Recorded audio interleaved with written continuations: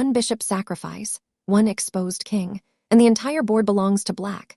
White begins with pawn to d4, taking control of the center.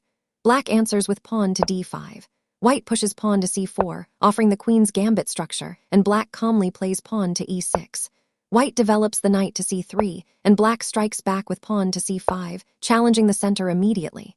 White pawn from c4 takes on d5. Black pawn from e6 takes on d5, restoring the balance in the center. White develops the knight to f3. Black develops the knight to c6.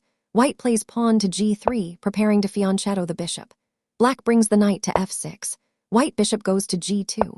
Black pawn from c5 captures on d4. White knight from f3 captures on d4. Black bishop develops to c5, aiming at the dangerous f2 square. White knight steps back to b3. And now the trap is ready. Black bishop sacrifices on f2 with check. It looks bold, maybe even risky, but it has a clear purpose. Pull the white king into the open. White king takes on f2. Black knight leaps to g4 with check. The king is forced back to g1.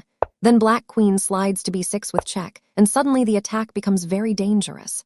White tries to defend with pawn to e3. Black knight crashes into e3, opening lines and ripping apart the position.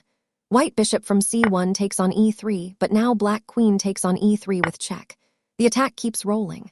White king goes to f1, and black pushes the pawn to d4, gaining space and keeping the white king under pressure. That is the Tarrasch Trap, a bishop sacrifice, a king hunt, and a crushing attack created from one sharp idea.